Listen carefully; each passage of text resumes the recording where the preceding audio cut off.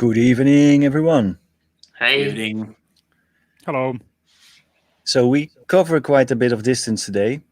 Italy, Finland, and Berlin, and I'm in Rotterdam. Yeah.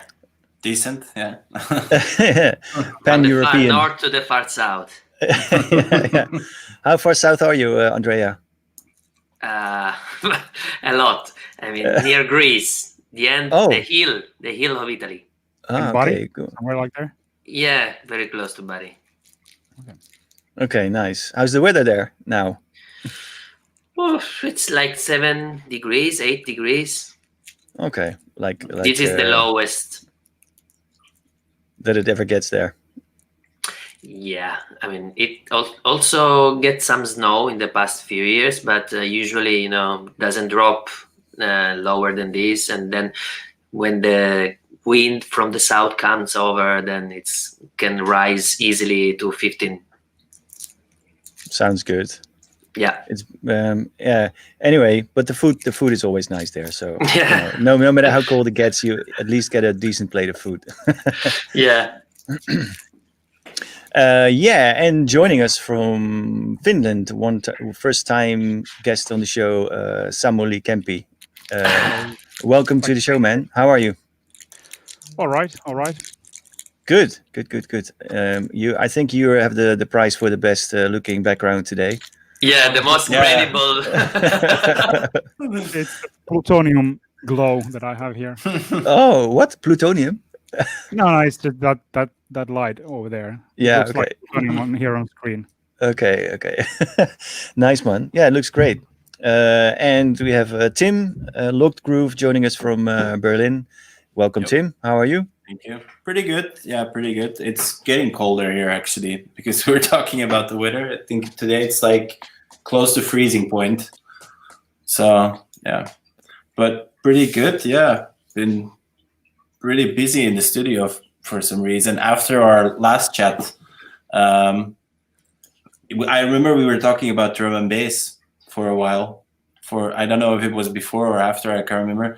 And then the week after, I just started making some drum and bass for some reason. So I've been doing that for the last couple of weeks. So it's really interesting. Okay, so, is that something you're planning to release, or is it just an exercise in? Well, I used to before I released under Lock Groove. I did music for Hospital Records, a drum and bass label. So so I used to release music, drum and bass. But I haven't made it for years. I'd say like close to 10 years. So, but I mean, it's fun. Yeah, I'm enjoying myself. So yeah. Okay, how was it to revisit? Back very strong drum and Sorry? bass in the last few months. Drum and bass, you mean? Yeah.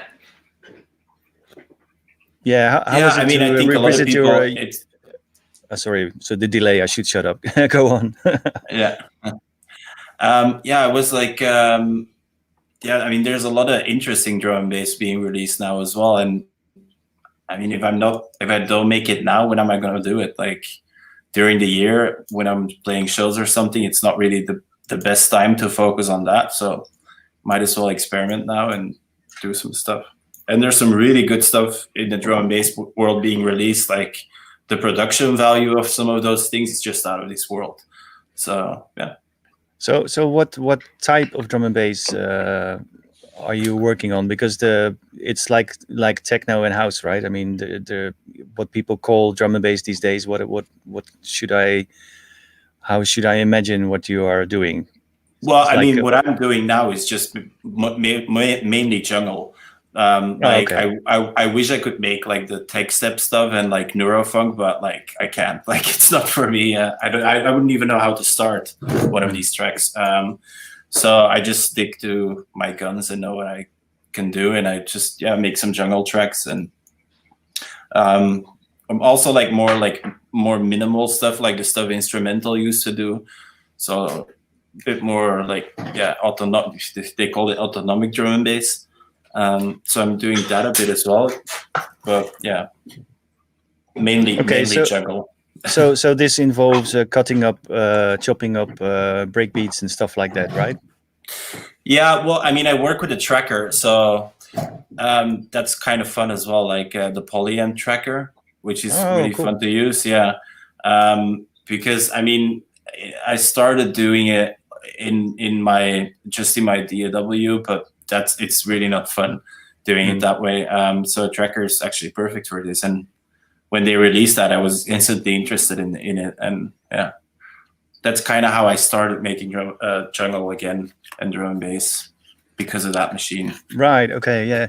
Yeah. Because I mean, I think everybody has been dabbling in chopping up breakbeats and stuff like that, and there's so many ways to do it, right? I mean, you could just cut things all in separate parts, like Rex file style, or you could make copy samples and have like a different starting point and leave the rest running basically without an end point and stuff like that. So there are so many ways. What is your favorite way of chopping breakbeats? I mean, there's a couple of different ones. Oddly enough, like it kind of depends on the tempo as well. If I use breakbeats and I'd have to chop them up for, like, let's say like a more techno-y track or something, I usually do it like in the box, and then I mean, in Ableton you can just use the automatic function in Simpler or Sampler, where you basically do the slice thing, and then it slices it up, and then play around with that, see where that gets me. But for me personally, if I make a jungle track, like doing it with a tracker is like a lot more fun, and I really only do that. Sometimes a good thing is as well, if you have like really if you have a couple of like the classic breaks, couple like let's take the obvious one, like an Amen break, and then take a Dinky break or something, layer those two, and then what you said, like use different starting points, but just layer those two and have them like duck out with a gate or something like against each other, so you create a more like answer response thing with breaks. Basically, that's what I like to do as well sometimes. But it kind of depends with me on the tempo. Because the workflow is completely different than for me. For the other stuff I have to add, generally speaking, when I do a jungle track, I tend to keep it a lot more simple than when I do a techno track. So I focus more on the breaks only.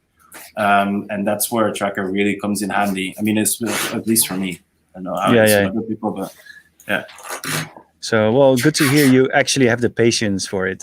Yeah. I mean, I used to produce like that in the past a lot, like sample and resample and chop things up and then just lay them out, make big banks of shit and then lay them out over the keyboard, across the keyboard, and then just play new things with whatever you ended up with, But it's so time consuming, and I'm just too easily bored these days to get into that whole preparation thing, But it's cool. It's cool. I think one of the things as well, like I mean, we're so used to having this instant. You turn on the computer and like you want to make music and you want to make it now, and it has to be instant. Making jungle for me is also a way to take a step back and actually think things through a bit more, and focus on only doing that one thing, basically. Well, there's one thing to say about that method, because it's almost like kind of like calligraphy, So you basically spend the whole day preparing your tools. You sharpen your whatever thing, and you prepare the paper and kind of make the ink, and just have all this time to kind of prepare and focus on the act, and then when the sun goes down, it's like 2 strokes and that's it. And there's something to say about that, it has a sort of meditative quality to the preparation. It's like making a massive meal and making everything mise en place before you start cooking it. So have you any of you dabbled in drum and bass, Samuli or Andrea? No. Yeah, I had some experiments, but not alone. With a friend of mine. We have mine are doing drum and bass, like the Finnish group Large Amount of Soul. Laos is one of the guys, and that's pretty much it. I played some drum and bass in the early 90s, but I think it was like jungle back then. I don't know. My friend was as an exchange student in London, and she sent me some C tapes that were from pirate radio station, and I was playing hardcore techno pretty much back then, and we had this early warehouse scene in early 90s, and this jungle was kind of new thing for us. So this thing that I got on C tape was like, wow, what is this? And I sent her some money so she could buy me like 20 records, and that's pretty much it. It was as a DJ perspective, it's always been really fun music to play because it's so simple to mix as a DJ. Yeah. And that's I think the only times that I publicly played with 3 decks back in the somewhere mid 90s. But I think I pretty much sold all the drum and bass or jungle records that I had back then. Yeah, what I like about the playing drum and bass is that I haven't done it in public, but when you can basically go full tempo or half tempo in your head, with the timing. Yeah, I really like to kind of skip and move around between the two paces. I really like that. That's always cool. Yeah, I did one. I did a drum and bass. Well, a jungle set for like the live streaming thing. Last week, I think, or 2 weeks ago. Yeah. Oh, nice. We'll check that out. Hey, I hear a cat. Let's get the cat. Yeah. On the screen. Wait. Get the cat in the screen. We'll get more views if we get cats in the screen. Yay! What's his or her name? Madeleine. Madeleine. Like, okay. Yeah, like it's like a French pastry, Madeleine, and she has like the same color. Yeah. Nice. So now the views should go up. I don't know if we. Yeah. We're actually going viral right now. Yeah. It should go on that page, cats and synthesizers. Yeah. Right. Yeah, see? Yeah, there you go. People don't say anything when, exactly. I saw a cat, my day is complete. Here we go. Thanks, Tim. Thanks for no worries. Cats and drum and bass. Okay, cool. Yeah. Good album name. Yeah, why not? Yeah. So I think we should have a look at what's behind Samuli, because my eyes are drawn to whatever's going on there. Can we get a tour? Yeah, sure. Oh. I can take the microphone. Oh yeah. God. Freestyle. No fucking way. Well, this basically is my main tool these days, the modular thing. What I'm using for, can you see, for sequencing is Circle. I love it. It's a powerhouse. Sound card is I have UAD system. I got Apollo X8 and Arrow as daisy chain, so I get everything in as mono channels and some extra ADDAs. So I can basically record the 20 or 22 mono channels at the same time. And nice. I always arrange everything live, so I don't do edits when I recorded the track. So you multi-track it basically. You use it like a tape machine. Yeah, basically. Yeah. And then what else? There's some effects which are, there are effects. And then Moog Minotaur, Telemark, DFAM, Pulsar 23, Durfer Dark Energy, MS-20 Mini,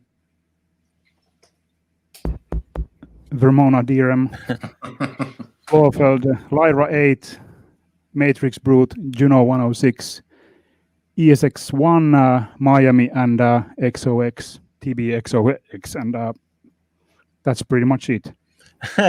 Well, pretty much it.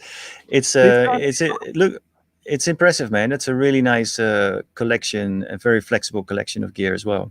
Yeah, it's. I mean, I bought and sold stuff, but this is something that I'm now quite happy with, and it's become the whole studio is kind of my instrument, and yeah. depending on the mood, I choose what I use. And, So how long did it take to make friends with the Circlon? Actually, I see Split Radix commenting on the fact you have one. yeah, Stefan, check your Instagram DM messages, dude. Anyway, it's well, you can quite easily get into it. It's pretty simple though. If you understand the hierarchy tree in it, it's super simple. So you have songs which have scenes, which have tracks, which have patterns. So it's super simple in that sense. But I think it was like 2-3 months after I got it. I was playing in Tresor, and we had an artist dinner, and Daniel Bell was there, and he's been using Circlon since the first version of that Sequentix put out. And, he's been using this the latest version of Circlon since the day one, pretty much. I think he has a serial number 2 or something like that. And he said to me that there's still every day he's learning new tricks with it. So it's something that, I mean, read the manual and you still learn new stuff after that every day. It gets really, you can get really complex stuff like this when you start like making these logic. The auxiliaries. You can do really crazy stuff with that. So I'm still like learning that stuff. I've been using this machine for, I don't know, 3-4 years. I've had it around for a while, and when I got it, I was intending to make it the final heart of the studio machine, like the centerpiece type of thing, and it still hasn't made it as to that position, but I'm starting to use it more and more, and it is just mind blowing how powerful it is. Just crazy. The timing is absolutely rock solid. It responds to MIDI and it sends MIDI. It's everything. What it does is it's doing it in a really, really solid way. So it's a very reliable piece of gear. But yeah, you can go really, really deep. Yeah, if you have multiple layers of auxiliary things going on with, I mean, basically everything you imagine it should do. If you look for it, it does. There is a way to do it. Yeah. Of course, are you also on the Facebook group of Circlon users? No. Colin, who is the inventor and the owner of the company, he's also there, and he gives answers if you're like, if you need to know something. Oh right, yeah. Well, forum for Circlon. Actually, I mean, I must say I rarely go to resort to tutorials and groups. I kind of like to find it out myself, and to stumble upon things in your gear that you discover, and it sort of gives you instant aha moments and inspiration and stuff. So I don't mind. I mean, there's so much gear, and I'm pretty sure I don't know half of the stuff it can do, of all of it. And it's just cool to sometimes take one of these machines and just do a really deep dive, and then discover all these new things which kind of inspire you to do new stuff. So I'm fine finding it out by myself, on my own pace. So it's cool. This what you said about not learning all the possibilities of machines, that's my I have to confess that's really that was a problem for me, basically. I mean, when I was doing a lot of gigs and also working 9-to-5 job, so I had a good income, so I was buying a lot of stuff, a lot of synthesizers, and when you are with modular and these mono boxes, it's you buy a function, you buy a sound. But when you buy more complex machines, then the possibilities are kind of more. There's no limits. So, and you have this gear acquisition syndrome going on, and you want to buy new stuff all the time. So you end up with having shitloads of machines that you don't know how to use them. Yeah, true. And I'm lucky I'm cured from that, and now I'm. You're cured from that. That's a good way to say it. Yeah. Detox. Yeah.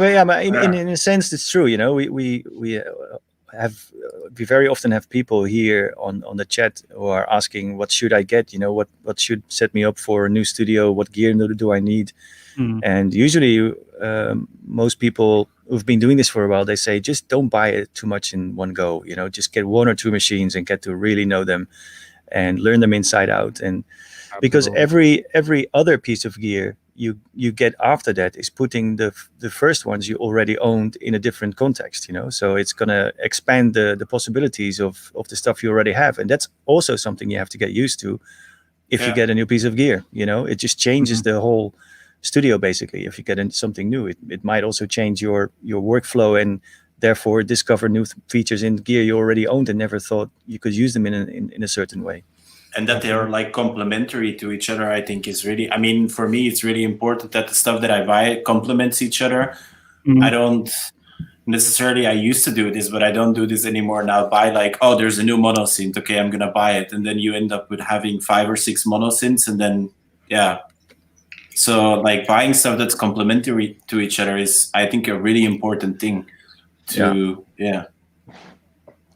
Yeah, but it's something that you understand only when you bought, When you've already bought it, Also, you realize, okay, I have to buy the right things. Do you have a good story about that, Andrea? Like buying something and kind of finding out you didn't need it, or? I mean, there's a lot of things that I bought and I sold, and in the end, I decided to like stick to a few things. Like, for example, now I'm focusing on the Octatrack because it's very complex as well.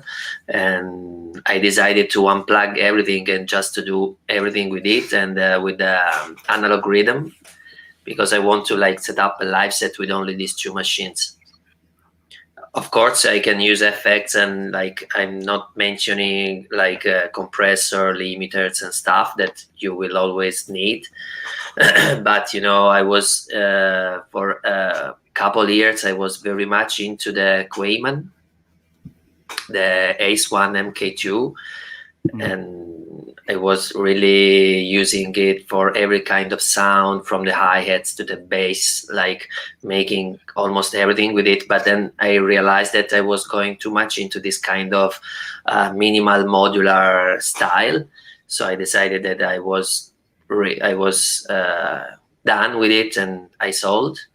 And I want to buy, open system, not a semi-modular. So I'm still making a list of things that I want to buy, because now I have the idea of what I need, from the CV to the synthesizer, oscillators and envelopes and all this stuff. So, but I mean, I would need a lot of money, and now not playing so much is difficult to afford.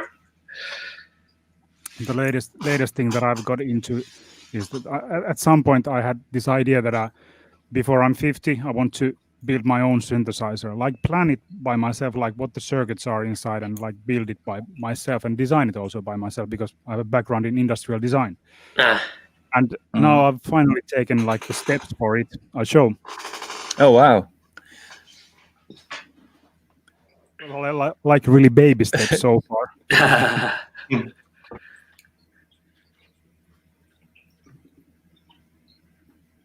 So I'm getting really nerdy with this. This is OhmSynth. It's like a breadboard thing that you can make circuits and like oscillators and whatnot. So what is called? I was called that kind of plug-in connections. This is breadboard. Okay, because I saw also a kind of modular, a very cheap modular brand is doing modular. Oh, is it like Bastel Instruments? They're doing this thing as well with the little pins as well, I think, no? Yeah, I bought it from Bastel, but it's that's OhmSynth is not. It's sold by Bastel, but it's not by Bastel originally. It's. Yeah, I mean, there are several manufacturers who use it. Yeah. I've got this Folk Tech machine which uses breadboard things as well. But tell us about the synth. I'm intrigued. What does it do? Is it monophonic? Is it polyphonic? What does it do? What kind of synthesis, or what kind of idea do you have? What's the ultimate? What is the final goal for it? What is the concept for my yeah. I don't know. I haven't designed it yet, but it's like now I'm learning the basic fundamentals. I've been doing these Right. DIY kits for modular for quite a long time, Mhm. and I know the basics of soldering and stuff, but this fundamental understanding why circuit makes a sound, what makes the sound, why does when I turn VCF like a filter cut off, what actually happens there, why does it filter the sound as it does, like understanding these basics. That's what I'm learning now, like with, and also this testing circuits with this synth. It's really fun way to try things out without like getting too technical, but I think at some point I really have to get technical with that stuff. So but luckily with the routing signal. Yeah modular but it makes already sounds now. Yeah, produces some sounds. I think I have well, I can't show that now, and it's not doing anything now, but I have made some sounds with that, like super simple. Like record? You mean you're gonna play recordings of it? I could do that, but I can't find it now. But yeah, well, I mean, you mean you're teasing us to it? You're teasing it to us, and now we have to come up with something. I'll try to find it out. Some no, don't worry. SK1, Samuli Kemppi 1. So we got a question from Monopoly, Dennis from Rotterdam. Is it CMOS based? I don't know what it means, but can you answer that question? Do you know what it is? Do you know what it means? CD4000, does it ring a bell? I don't know. You mean the chip or what? I don't know. It's a question from Dennis. Yeah. No.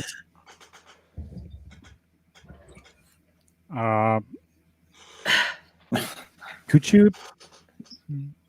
Yeah, guess not. No. Okay. Okay, but in the end, you really want to build something, and would that be like a Eurorack module, or are you planning on buying like a full blown synth, like to with keyboard and shit and everything? Well, probably not keyboard, but maybe something like what MS10 is, Korg MS10. Oh, okay. It produces right. one oscillator filter, and it's quite simple machine. Maybe that could be something like that, a starting point. I don't know. It would be good if I figure out something that would be like when I get the enough understanding how it actually works, the what happens to the actual current that is going through the circuits. Like if I wanted to have to do some I have to first figure out what I want it to do. I wouldn't want to do like a carbon copy of already something that's already been done. Yeah. And it's kind of naive now, 2020, to think that everything hasn't been already done. It's been done like 10 or 100 times. So I don't know. Let's see what I come up with. And well, it's like with music, I guess. It's something that I like doing. So let's see what happens. But do you plug, you buy oscillators and filters and stuff, and you plug them together, or you have to build like the chipset of everything, single part, to do an oscillator and then to like fix everything to do? That's what I plan to do eventually, that I have enough understanding to build the circuit by myself. Wow. I'll probably use like some like schematics for oscillator or filter that's already been done, or modify them if I for some reason figure out how to make them better. I don't know.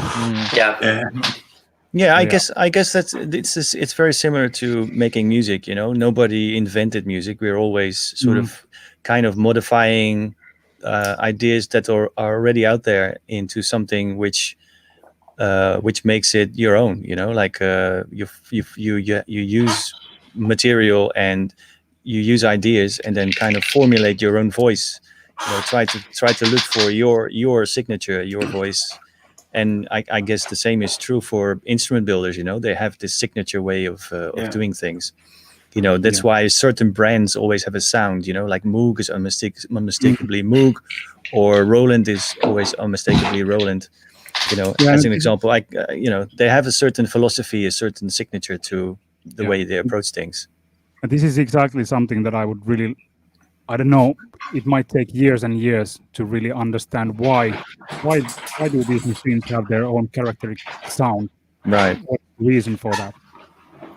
Yeah, it's an interesting subject, man. And I think it's very brave that you're taking it on.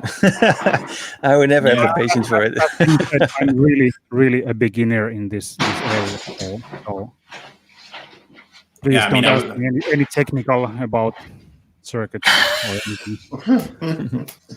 I'm just enthusiastic nerd about the whole thing. No, it's cool. I mean, you're already well deep into modular, so it's like I guess it's the next logical step if you want to get even deeper to just design stuff. Yeah. First, I think like giving the little finger for it was buying these kits that you can solder yourself, and then when you attach them to your Euro rack and like having fingers crossed that the whole row doesn't blow up. Yeah, especially that. That's like really, really rewarding. Yeah, I can imagine that is. Yeah. So has it changed the way you look at your existing instruments? I mean, once you get into the design part, industrial design or synth design or whatever, then I guess it can sort of change your opinion on how other people address certain problems, right? Yeah, and in my day job as a designer, I'm mostly on UI UX area, so user interfaces are quite familiar. I'm familiar how things should work, and now if I can combine my industrial design background to my music background, so it's I think there might be something in it. Yeah. Cool. In general, it fascinates how things work and how people who build these things imagine the whole process, how people would use them. And obvious example is 303. Like, well, it wasn't meant to be used as it is being used at the moment or since the 80s. So. But isn't that true for every instrument? I mean, the thing, an instrument is basically a tool that is sometimes designed to do a certain job, or sometimes is just in the form because it's been in that form traditionally, like classical instruments, or it's been around for centuries, in a certain form, and they hardly get modified. The basic principle is still the same. But it's the people who use them that find new ways of playing the instrument and use it in their own way, and I guess that is as much true for instruments that have been existing for a long time as well as for instruments that are completely new. It's I think if all four of us get an instrument that we've never played, all four of us get the same instrument, and tomorrow we play what we've done with it, we would have all done something completely different.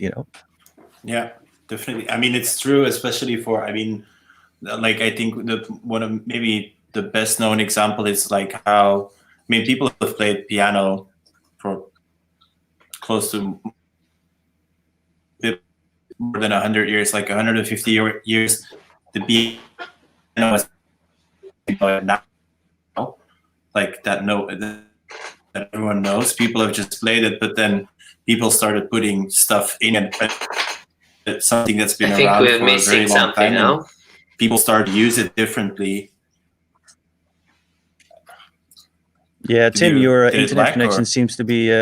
You're chopping. Yeah. You're chopping and cutting out a little bit. Wait, let me check. Yeah, the famous Berlin connection. Yeah. It's happening before also. Yeah. Yeah. When I was living in Berlin, I was always experiencing problems with connection. So bad. Yeah, that's maybe because there are 60 Wi-Fi networks in every place you go. They're all competing for attention. And also because there's because everything goes through the phone lines. We don't have fiberglass or anything here, or like everything is DSL. So when everyone's at home at night, it basically then it becomes a nightmare. Netflix time. But exactly. I think this should be the time. Especially now. Yeah. You're fine now, so please continue. We were talking about how everyone uses instruments in their own way, and then you cut out. I think so. Like, I mean, a good example is like people. I mean, the normal way of playing a piano is you just use the keys, but then people like in, let's say, like the 50s, I guess, people started preparing a piano by putting stuff in it, basically, which completely changes the sound. I think that's a great example as well of like people can use an instrument or a synth, and it's always gonna evolve how people use it. Absolutely, yeah. This is a example, like, well, since 50s and 60s and 70s, like this composer Luciano Berio, who was doing a lot of kind of well, not classical stuff, but experimenting stuff, and he wrote pieces for oboe. And my sister, she's actually a professional oboe player, and she played in her years ago in her diploma concert.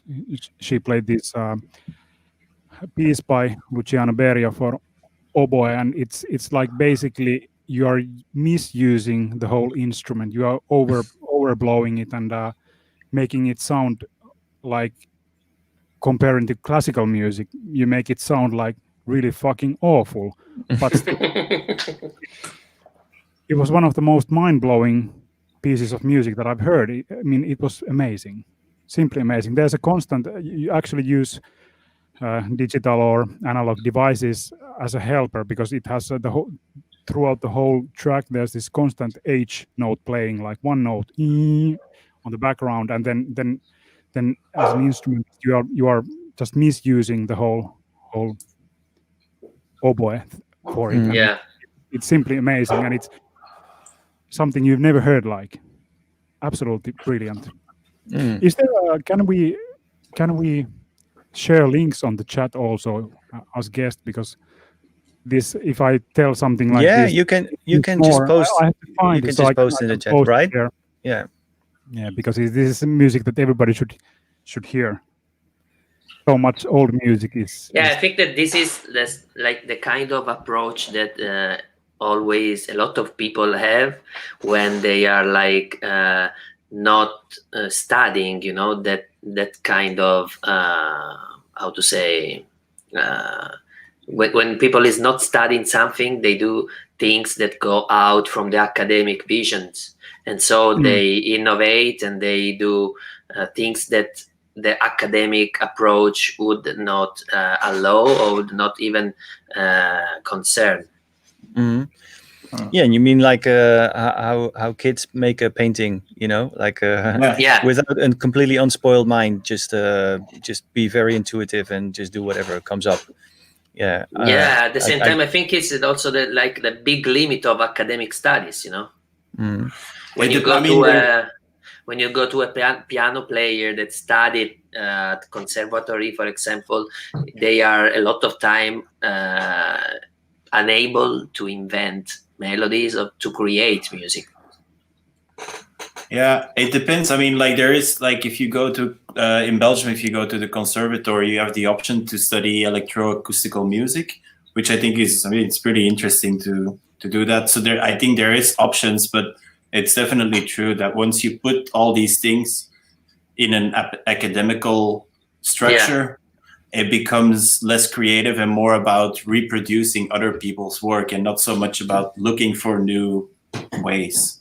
Yeah, but that's what classical musicians are often trained for, to reproduce existing compositions by other people, right? They are basically the instrument, they are. Which is what I did actually. I did this in school, so but it's also based on certain canon that is defined by some people in the 1900s.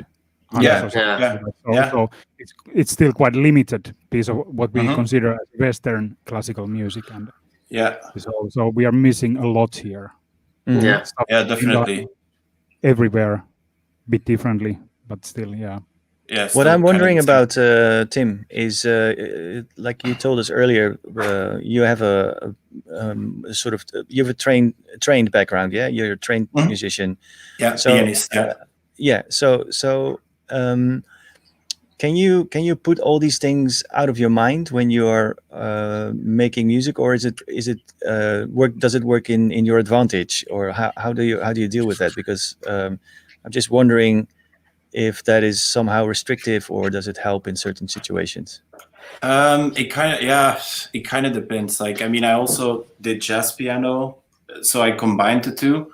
So that definitely helps. I think if you just have a classical background, that can be really restrictive, because I mean, the rules for, let's say, like writing a piano sonata, those rules haven't changed for hundreds of years. Those are still the rules. So, but I mean, it helped me in the sense of like, it trained my ear into knowing like, okay, these melodies maybe don't work together. Like it goes a lot faster for me, but it definitely also doesn't help me when it's like, no, this is not right. Like theoretically, this is not right, but it sounds good, but it's not correct. So in that way, it's maybe restrictive, and it took me quite a while to actually block that out and to just do it, basically. Yeah. So you can basically, even though your head says it's wrong, you still go by the guts. Yeah. Mostly. Right. Mostly. I have relapses. I relapse sometimes. Okay, that's cool. Yeah, I was also just today catching up on your YouTube channel, Samuli. I really enjoyed the jams you do, especially the longer ones. To be honest, I mean the short ones are great, but the longer ones are real journeys. Yeah. So since when have you decided you're going to do this? Because that's not COVID time only, right? You've started earlier. I probably had these ideas of starting this whole influencer business in YouTube. not you know, I haven't had really that much time for it, and now, I mean, well, we are living in strange times, and I think now, like, I'm most of the week after work and family and running. Besides that, I'm pretty much here in the studio all the time, so I'm doing stuff here, trying out, not intentionally making releases or anything like that, just like playing stuff. And yeah, I mean, this is something that I always considered myself when I was younger, and I wanted to see how things are done. Like, I was always wondering how Speedy J did the pull over synth. What kind of equipment he's using for it, and this, like if I would have, if YouTube would have been back then, that would have been really, really brilliant, but it wasn't. So I think as a music producer of some level, I feel that it's our obligation to pass the knowledge forward. I mean, okay, well, that's a really nice idea. That I didn't know that what was behind it. That there was sort of like an education element baked into it. But I just thought the really nice thing about it is that they were prepared in some way, but they are also very much improvised and free form, which is something I really like. Yeah, absolutely, totally improvised and free form flow kind of thing. Yeah. It's just stuff that I do. I film stuff that I do, basically. But I mean, but they are you do have a setup going, and you do have a patch going or something before you start filming, right? Because they do sound. I do have. So you basically make When I get the track that I'm working on to some level, then I feel like, okay, now I have enough, and the rest I will just freestyle, basically. Right. Okay. And that's how the videos are born, basically. Yeah. Okay. And do you feel, because I've been doing a lot of improvisations here on the stream as well, Yeah. and yeah, but what I notice is that you can, I mean, yeah, you can do it with very little preparation, as long as you kind of have your head around the system you're using, the setup of today, basically. And I do think that it even helps to get something of substance going if you turn it into a performance straight away, instead of um, instead of just perform to yourself, or just having it as a rehearsal in the studio, or just as a noodle around. Once you hit that record button, you tend to look at it from a different perspective, and you perform it in a different way. Yeah. Is that something you feel as well? Yeah, yeah. The naughty red button is always it's Push the button. yeah.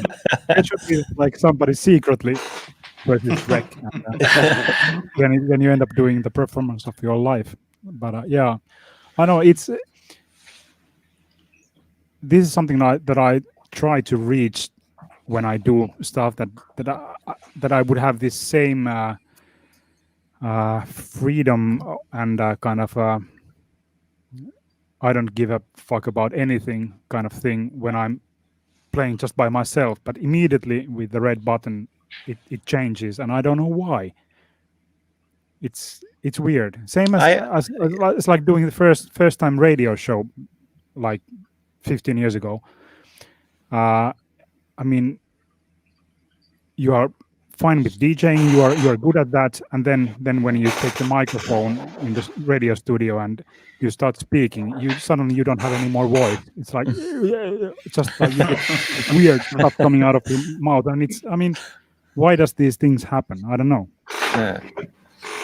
Yeah, I don't know. I thought about it myself, because it's a thing I noticed. If you know that you are that you have an audience, maybe even though you can't see them, on a stream.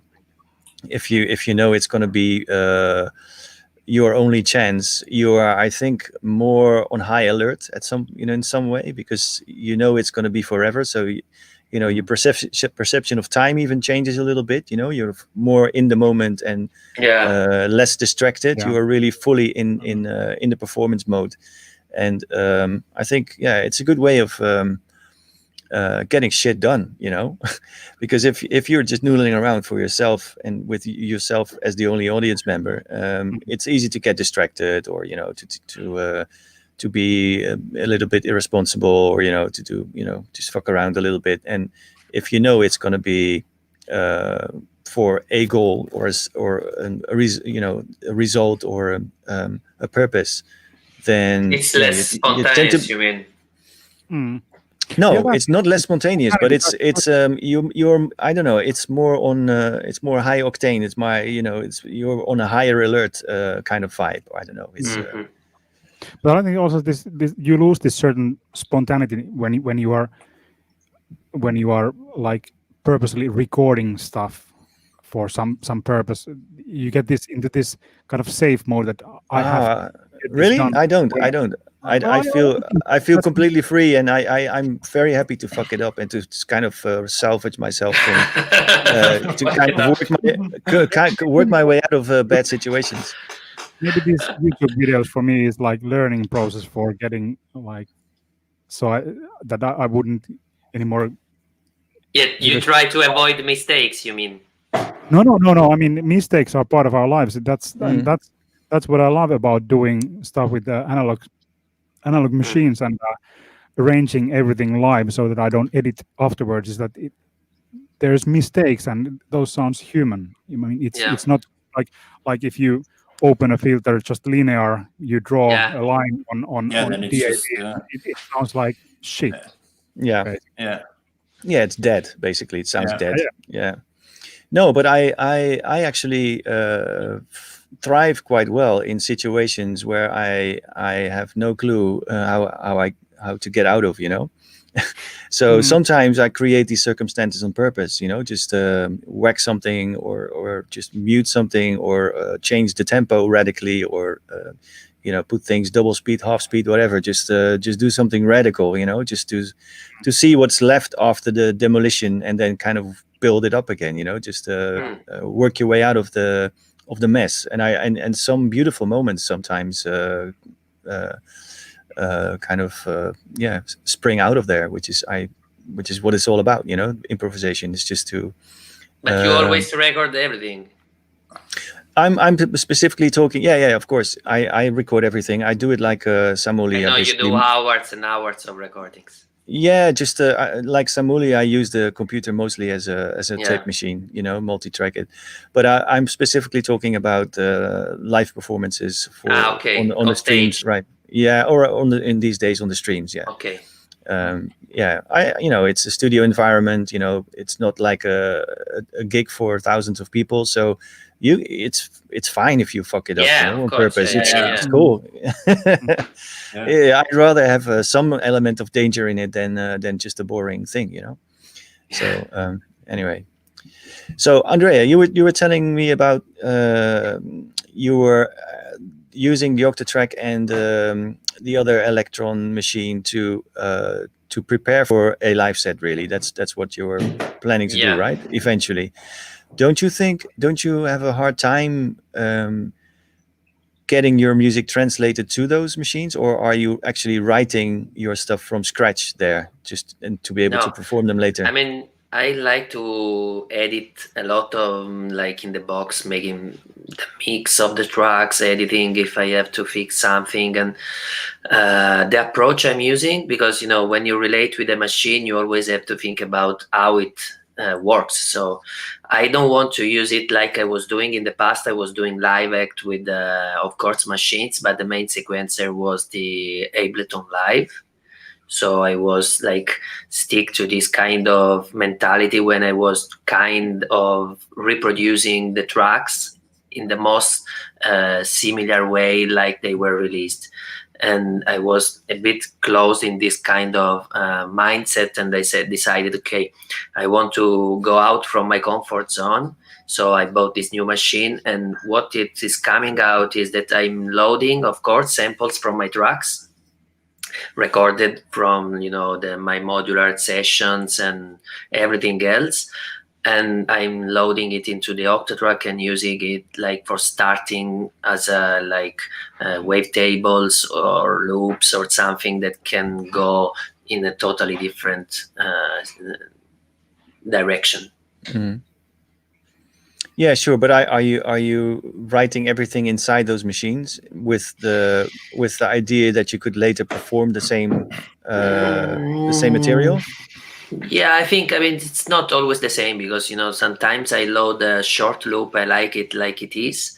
And sometimes I load, I change it or make some transition when it becomes very different, with the tuning or playing other parts or just using a small part and resampling it. So, yeah, it's not always the same. Sometimes I play pieces like they are, and sometimes it becomes everything else. But to be honest, I could totally make a live only with analog rhythm, for example. It has like 12 channels and can do so many things that I was like having sometimes bringing on the stage too much stuff.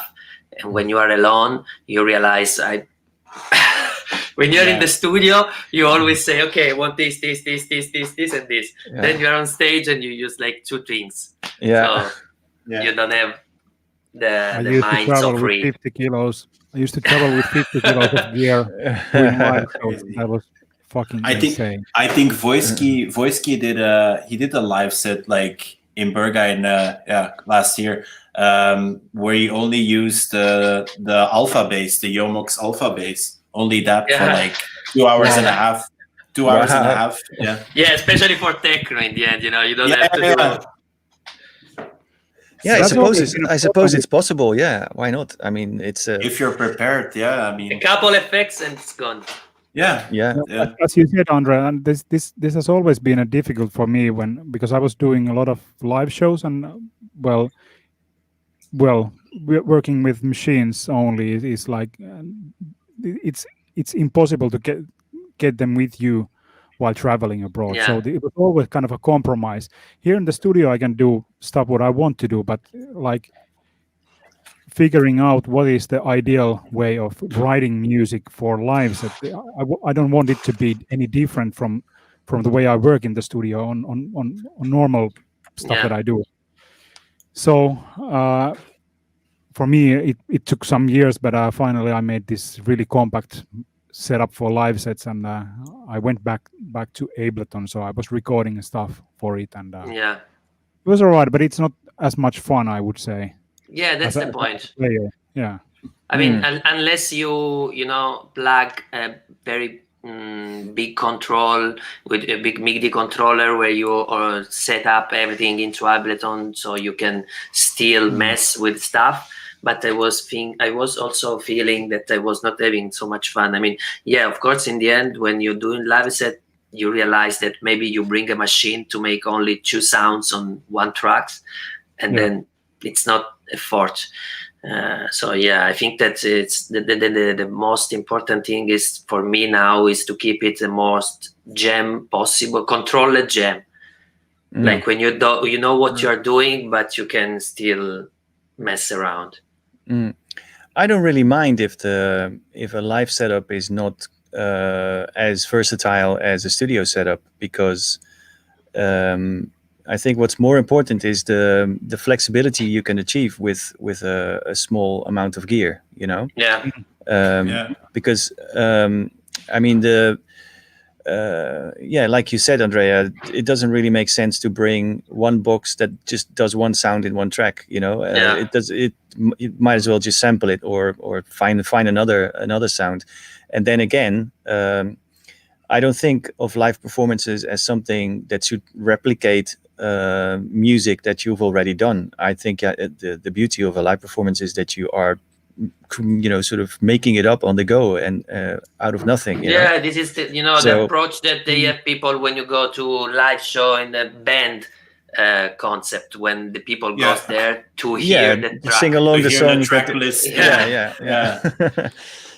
So but with maybe 2 or 3 pieces of gear with enough parameters which allow you to have a wide range of variations is probably enough to play a really solid 2-hour set.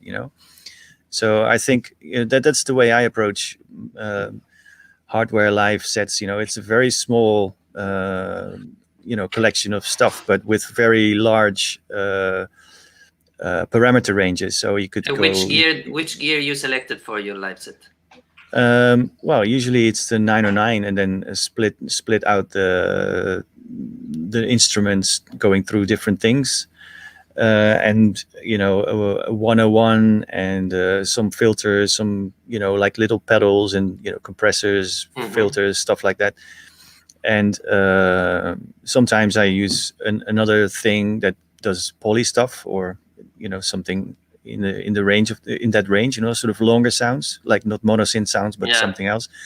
And that's usually it. And it varies from time to time. Sometimes it's I don't know, it changes all the time. It's just whatever. No samplers. Sometimes the Octatrack, but that's just doing sort of background noises and I mean, I love the Octatrack, but it's more like I mean, the action for me with live shows is more on the mixer and on changing parameters on synths and filters, rather than on muting and unmuting stuff, or and whatever I do is always in step right mode, so I never even have patterns going before I start. It's just all done on the fly. But it works, it can, simple things can go a long way. I mean, when you're alone, you always have to imagine the most things possible, because I mean, when you're there, you have to think about 1-2 things. Well, that's the thing. You have to, the setup needs to be as flexible enough to, so that you have this wide range of possibilities, but it has to be simple enough in order to be completely free of any thinking and can just be intuitive with the setup, you know, because it's all about intuition. If you are, you have also, if also you're standing to relate with the lack of light. You know, exactly, lack of light and crazy people running around. Yeah, cocktails. Yeah, go away beers with your drinks. flying. People with drinks. What's that machine? No, but it's you know, it's a careful balance between the flexibility and simple enough to not have to think too much. You know, just so you can just be intuitive and just play, basically. I think this if you limit things like machine wise, if you have a really limited setup, that's when the creativity starts to kick in. Yeah. Like for example, this less is more. Absolutely, and also like if you are pushed to the corner, that's when really the creative things start to happen in your brain, I think. Yeah. And also yeah. And also the limitations are kind of it brings this rawness into what you do also. So because here in studio you can choose any fucking sound you want, and still it not might be the right one. So I that's also probably the reason why I switched from working with Logic and DAV only to using analog machines, that the endless possibilities of sounds with Ableton or Logic audio, it's just like you end up in like drinking beer and listening to flipping menus, changing everything. Menu, yeah. So with these machines is the great thing that once you know what you are buying to your studio, then you know you buy a sound, you buy a function, and what is with these machines, they do this one thing and they do it well. So that's what I love about it. Also because this same idea about limitations is that it applies also in but I mean also another big aspect that I started realizing only after I played like a few lives, that was that when I was in the studio preparing my live act, for example, I was having a good audio with the speakers, with the headphones, like EQing everything. It was like a studio approach, and there was okay, like I had every track had 7, 8, 9 channel. Then I went to the live performing, and I was like unmuting a lot of stuff. I was going like 2, 3 stuff because the room was sounding totally different. It was enough only one kick drum. So yeah, I mean, like a lot of people forget, like if you sometimes like you can obsess so much in your mix down about like one little thing, no one is going to hear it anyway.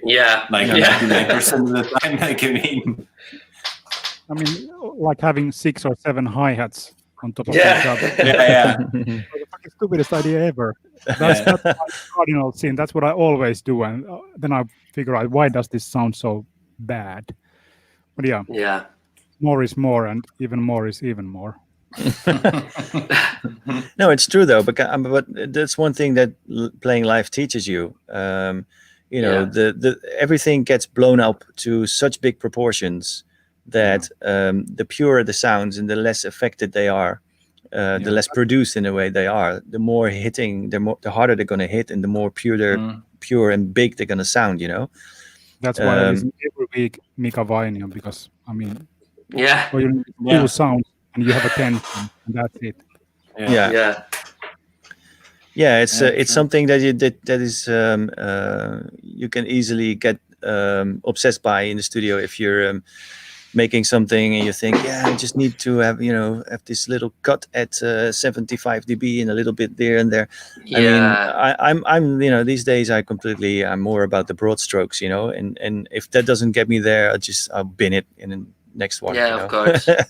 I mean, you still have to feel free on the live act when you do like a sound check to be able to cut up what you don't like, and I mean, you have to keep it in mind when you go to do the lives at a certain point. Because if the room, for example, I was playing once in Milan, and there was this big room when like my kick drum was maybe I was very low in frequencies, but was very short in my studio. I was sounding good, like was maybe 54 milliseconds, the decay. So it was quite short, and was playing there and looked like was super long. So I said, "Fuck," because there was a lot of reverb. So yeah. That's also one thing. This is jumping to totally different subject, but as you said, Andrea, this when I get these promos of tracks that are trying to be like this big room techno, and they have tons of reverb, and then when you actually play them in a room that reverberates itself, it sounds like shit. Of course, more clean mix you have, the better suggestion for newcomers. I think it's also to do with how, I mean, I think a big part of it is it like a lot of people, I don't know what they ask their mastering engineers, but when you get a promo and it's just like a block, basically, everything gets pushed so hard. And I'm like, if you play this in a club, it's going to blow up the system. I mean, unless the sound treatment and everything is absolutely perfect, like it's never going to work. I don't know. Yeah. It's like a trend I hope passes soon. Yeah, I mean, I think for this is good Joachim studio, because he has like this kind of club experience, when you. Yeah, not really. They are studio speakers, but there is a massive sub, 21 inch, and it does give the 21. It does give the bottom a little bit of a shake that you don't get from near fields, but it is accurate, So if the bass isn't there, it's not playing the bass. You know what I mean? So it's just to double check whatever is going on in that sort of lower octave. But yeah, it's like. It's like you said, promos or any record you get, some people want to make it sound very, very loud and very and then you get like long extended decays and shitloads of reverbs, and that only makes it sound less punchy. It's good only in your headphones. Exactly, it sounds great on your iPod, but it's it sounds terrible in the club because all you hear is just one big tone reverb, of bass, and the whole punch is gone. Like this kind of stuff. This kind of stuff that was going on during, a few months ago, the 8D sound. Did you hear about it? Oh yeah.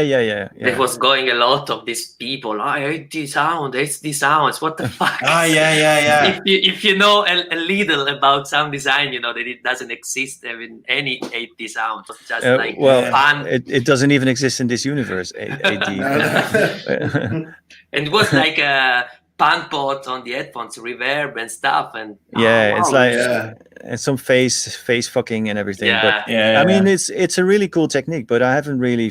I mean, if people do, I haven't seen any good examples of people using it in an interesting way. Oh yes, I did actually. Max Cooper did an album with this technology. It's actually called 4D sound, by the way, not 8D, I think. Yeah, I mean, it's here in Berlin. They have it in Berlin. They have this thing. The place is called Monom. And it's basically it's a sound system. It's a specific sound system. Yeah, the 4D sound. But that's an actual multi-channel system. What I'm talking about is the 4D technology, which is basically an algorithm that fucks with your spatial parameters. He did that. It is just. Sorry. Yeah. Some years ago in ADE, I think Peter van Huysen was doing a set for that in ADE, like. Yeah, that was the same for something like. Is it that one?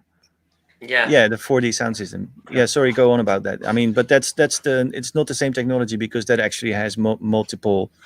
It has 16 columns, I think, 16 or maybe even more of speakers that all pointing towards you, and you can basically move the sound along an axis, and it's actually, with these multiple speakers, it's actually.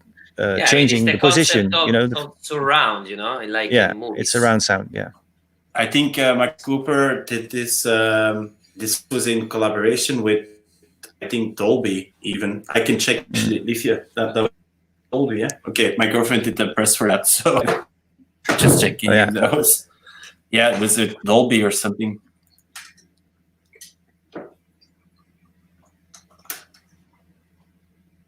Yeah, but I think I think we're talking about the same thing. He's done a performance on that, but he also released a recording with this. I think I might change my mind again. Maybe the technology is called AD. I don't know, but anyway, it's this spatial sound technology that he applied to his music to make it sound more spacious. It does work really well, especially on headphones. It sounds great. Yeah, but I think that doesn't have that big application in music. That's what I was thinking about. I mean, I can see making a sense with maybe, of course, movies. Or I mean, when you hear music in the headphones with this 8D sound, it's like if you are in a real environment with the reverbs and stuff. But I mean, we can always put reverb on tracks. And luckily, it's gone. Kids are anyway going to listen to the music through the crappy laptop speakers or through their mobile phone without any headphones. So yeah.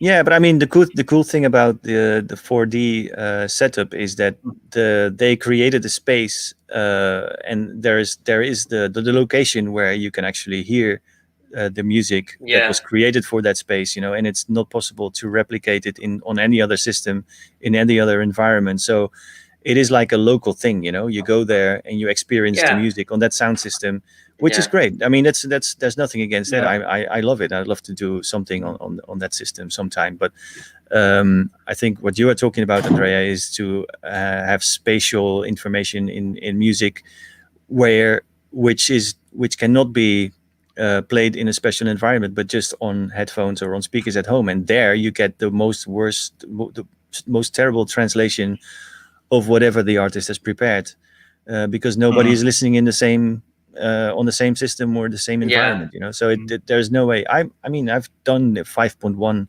only DVD, sort of very self-indulgent sound designy kind of thing, and only to find out that it was very hard to do and had very little actual effect on how people listen to it, because most people just played the stereo track and then the whole effect got lost. I did do some screenings though, and some performances where we had to transform the whole room, to kind of sort of mimic the 5.1 setup. And in those environments it worked, but the other problem with 5.1 or multi-channel audio in general is there is a sweet spot. And if you're not there, you don't fully. Well, not the way it was intended. And with stereo, you're basically suggesting space, but it's really just one-dimensional. It's like from the access between the speakers is the space you're working in. As soon as you add another speaker, you get a space. You get a third location, and then you get like the space between the speakers that also plays a role. And that's a totally different way of dealing with sounds, but it's the thing that is just the lack of common playback systems is making the spatial sound or multi-channel sound a very difficult medium to work in. But also this that once you play something that is being recorded to some media, you play it on another environment, and you have a space where you play it. Also, the space reverberates itself. So this always, when you have these fabricated spaces in the sound that has been recorded, then it has conflict with the actual real space. Absolutely. That's why even mono or stereo at maximum in clubs is absolutely enough. That's a good point. Because you're mixing spaces, really. You're mixing the listening space and the space created in the recording.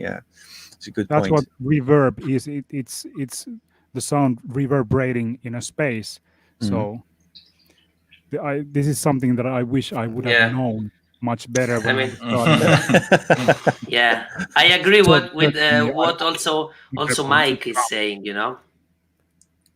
A lot of clubs don't even have a stereo club, proper stereo sound system. I mean, I know a lot of techno producers that were doing music in mono because they said, what the fuck do you need? You make music in stereo when all the speakers in the clubs are set up in mono. What? You have to deal with it. Face cancellation. Yeah, and if you're, I mean, nobody is. I mean, just a few people are standing in a sweet spot in a performance environment or in a club, you know. So it's it makes sense to keep things simple as far as stereo field for sure. I mean, you always have to check the mono compatibility with your tracks. Mm-hmm. Yeah. Mm-hmm. Yeah.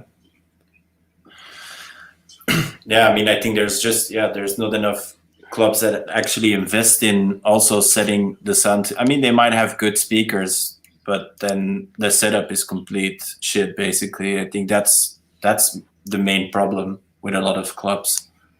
That they're just, I mean, or like because they have such strict, I mean, this happens in Belgium actually quite a lot. Clubs have really strict sound restrictions in terms of dB they can push, because they have a meter. If they go over that meter, they get a fine. If they do it the second time, they get a bigger fine. So what they do, they just limit the fuck out of everything, which is not the solution, obviously. But instead of telling the people playing, maybe don't like go over this because else we have to pay a fine, they don't trust people, so they limit everything. Which is a nightmare, basically, for Don't trust the DJ. What is the limit in Belgium? It depends on the size of your club, basically. But like, let's say smaller clubs, they can go until 95. Big clubs, 100, and like that's like peaks. So I mean, it's ridiculous. Like if you have a club like Fuse, for instance, in Brussels, I think they can do 100, maybe a little bit more, but not that much.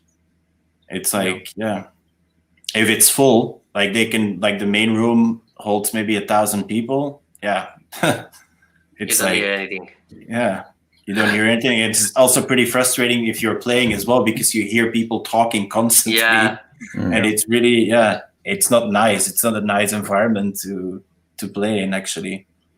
And I mean, I did. Sorry, go on. Also, when you combine that to the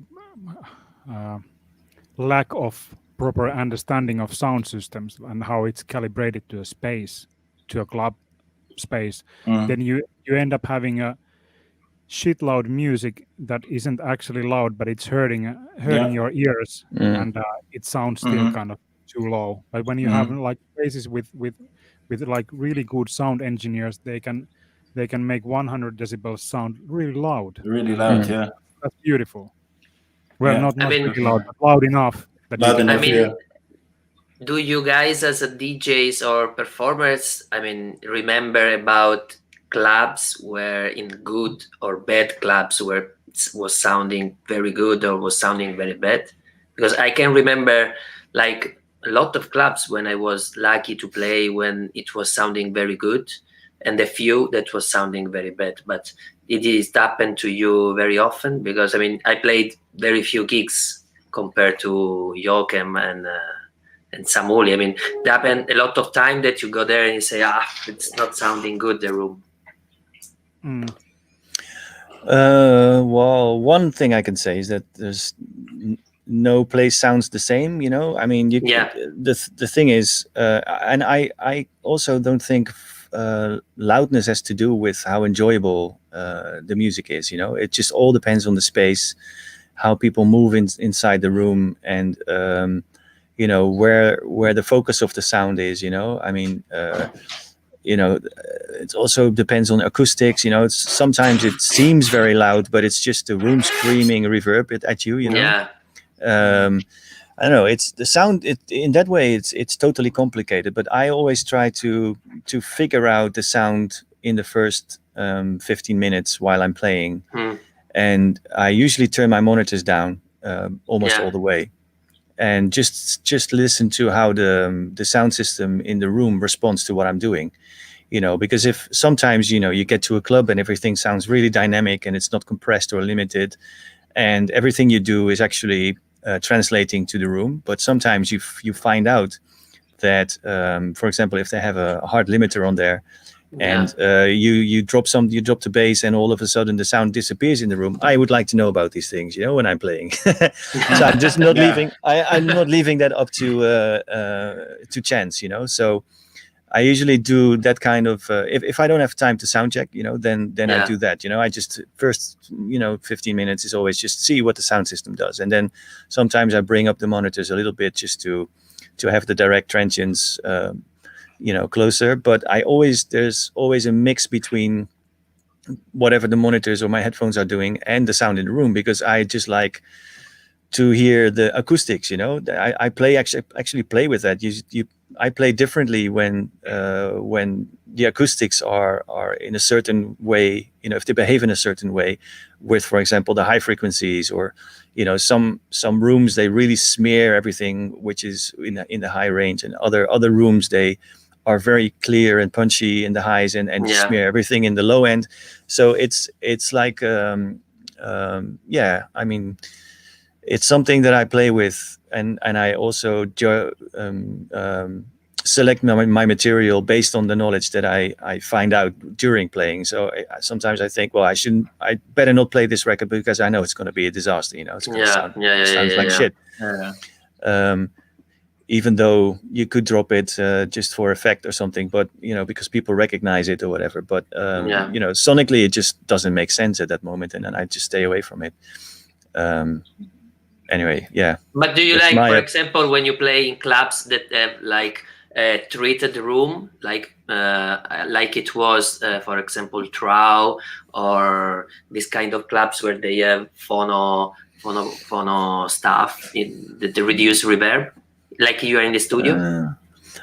To be honest, if I had to choose, I mean, I like acoustics. I like if a room isn't dead. I think dead rooms are very tiring and very draining, energy draining. Because also sound system in dry rooms tend to be played louder, because the perception is that it's not that loud, because you don't get the tails of the reverb and stuff, and it becomes like really fatiguing at some point.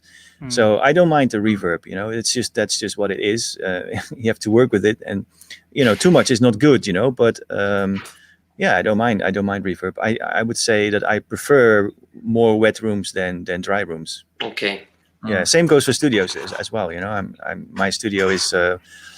It sounds great, but it's not scientifically dead or anything. There is a bit of a tail of some stuff going on, and I know that, but it's pleasant. It's less tiring to my ears anyway.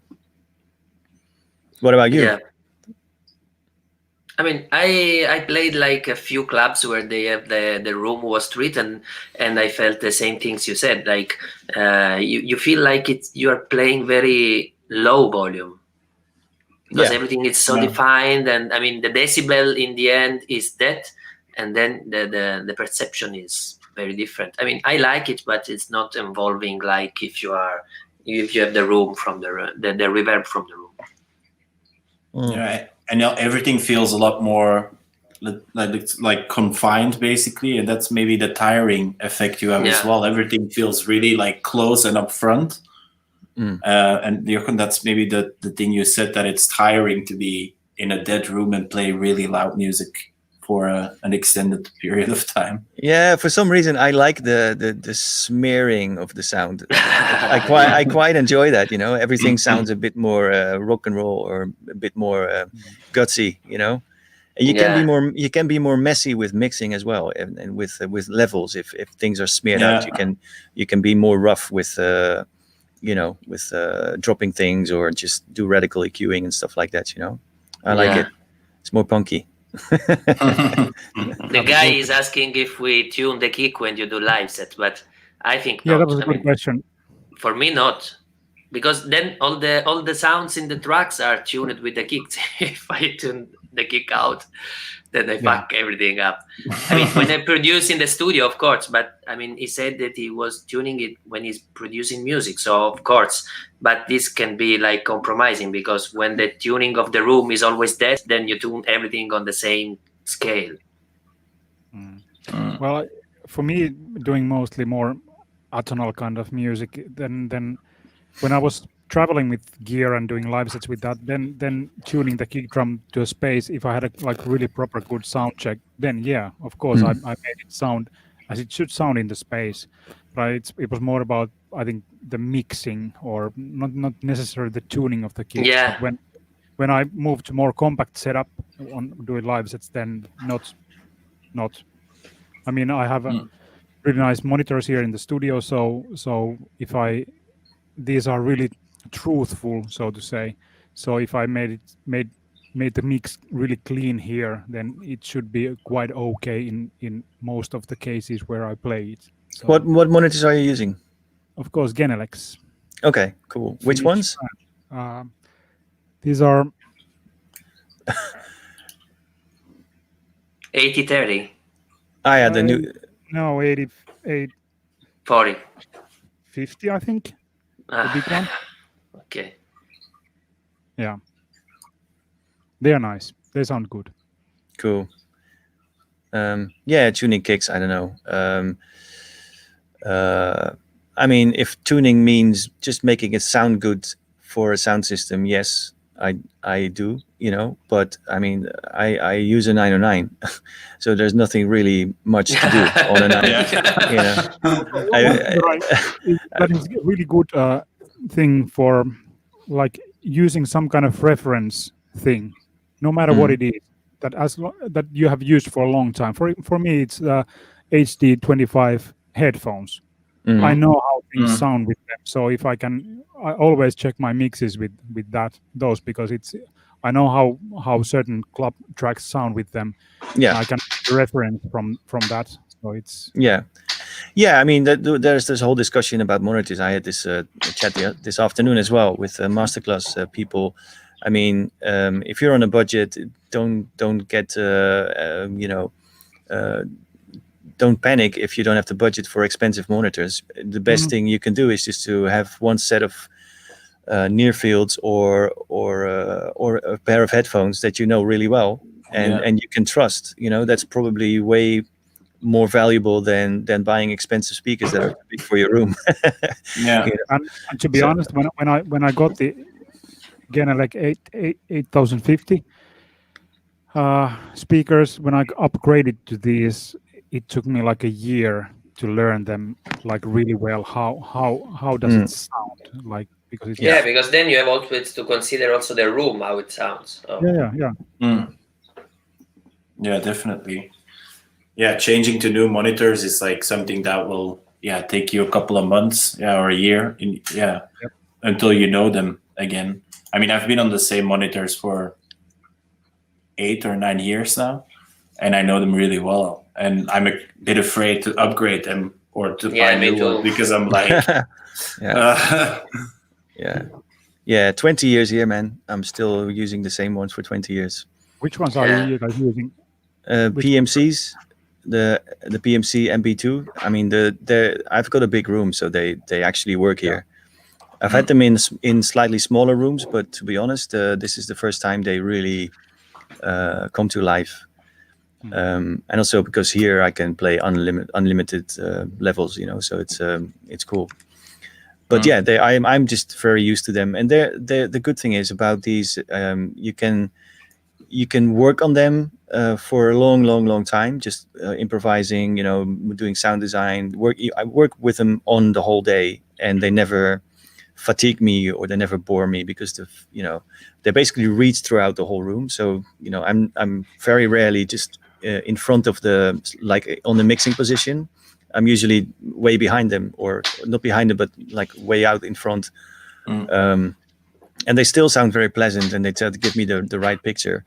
But if it comes to mixing, they're really accurate for that job as well. So they serve a purpose as both listening and creation speakers, as well as checking your final mix, which is great. They're like all purpose. Yeah.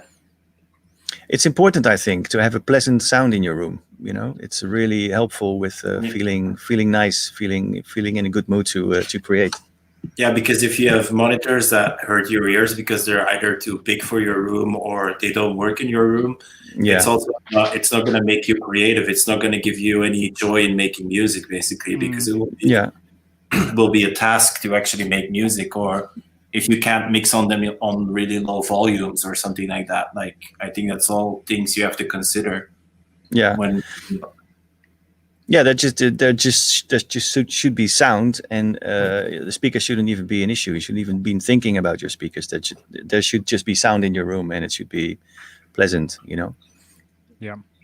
Yeah, I think the best. I mean, this is also something you see on, like, the obsession of people, like hi-fi people. They're obsessed with speakers that like aren't in the room. So if that makes sense, like people want, if they listen to music, that the speakers kind of disappear in a way, so that you're just listening to the music and you're not being like, oh yeah, this is such a great speaker. That shouldn't even be the case. The speaker should just be something that transfer the sound to you, and not really. Yeah. Well, this whole hi-fi thing as a hobby for middle-aged plus men. Yeah, it's crazy. Best jokes ever. I mean, there's this in Finland. There's once a year. There's this hi-fi fair thing that you have these different manufacturers having their showrooms, and you have people listening to Toto. They're like and sucking their gums like. Yeah. It's Great. pretty good.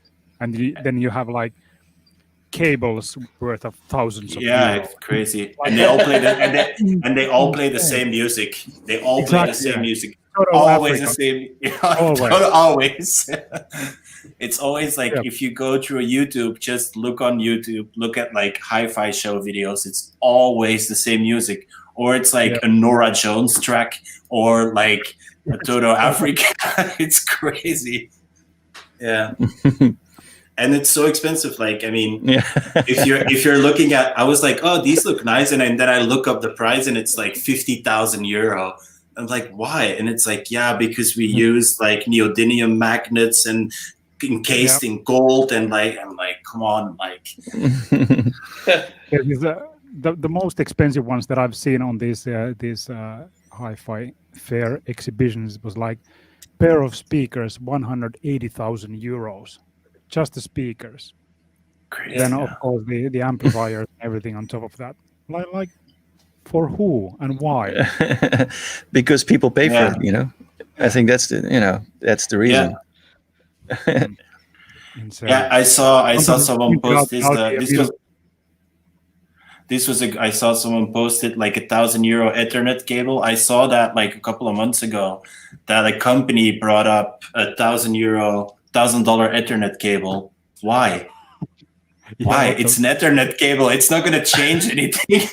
It's a digital signal, just going like, it's like, and people buy it. You guys know the fact that if you have wooden panels on side of synthesizer, it makes it sound much better. How do you do this with cable? How do you add like wooden panels on the cable? You need one part. Because I saw it on this same exhibition, that you have this like a block of wood and the cable runs through it.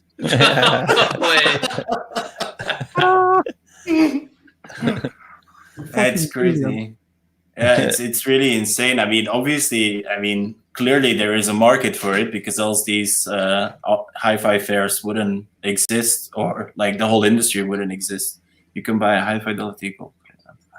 Jesus Christ. Wow. Crazy.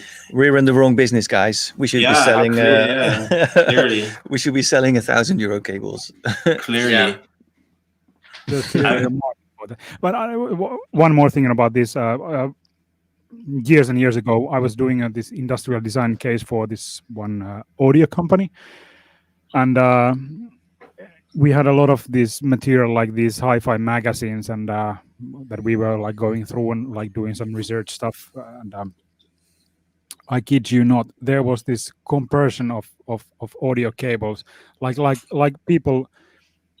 Same like as from like people taste wines and then they make comparisons, but this was with cables and sounds, and they were like, honestly, adult people telling that this cable sounds different than that other cable. That's like, well, I mean, there is a difference between like the cheapest off the shelf connector and cable and the length of it, and rope, it's different, but I mean, No, but I mean, there is a limit to it. I mean, once you get into, once you have like proper cables, every €1,000 extra is just going to make the tiniest difference. You pay for the last not even a percentage, but like the millionth of a percentage in quality, or I don't know. It's I mean, if that's your obsession, it's cool, right? I mean, good luck. It wasn't like testing like a wet rope and a golden cable and seeing the difference. Yeah. These were like these were all like high fidelity audio. Right. Oh, okay. Right. And okay. they were doing like a test sounding. What's the difference? How this sound more round? Right. I mean, there's a guy in there's also, this is also like a mini documentary about this pensioner in Japan, and he had his own access to the electrical network installed in front of his house, so he wasn't on a general net, because he believed that the power coming into his house was more pure then, and then the sound was so much better, basically. So he built an entire power central in front of his house. Well, it's so in some of these cases you are clearly going into into woo-woo territory. Like it's just I mean, I can imagine that the people who are sort of noticing these differences are tricked by their own minds. They they want to hear it, so it's there. It's such a unscientific area. I don't know. It's, if you could measure it, of course you could see the difference. But if it's just what your perception is, then I think it's like a placebo effect. Yeah, something like that. Yeah. It reminds me of a story when I was making music with a friend, and we had this label boss guy come in, and who always wanted to change something about the sound, and we always like, oh fuck no, here he is again with his his expertise.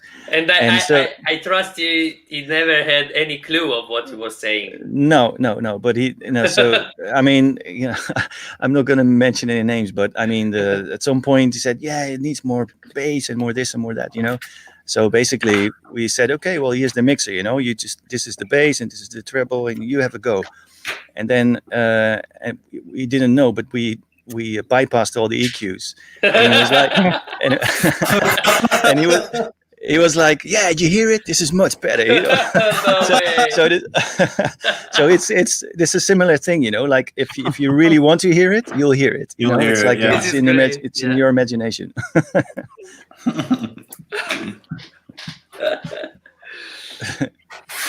Question from Sene from YouTube. What are your overexpensive vices in terms of gear? Okay, anybody pay too much for something that is useless? No, not really. I mean, I tend to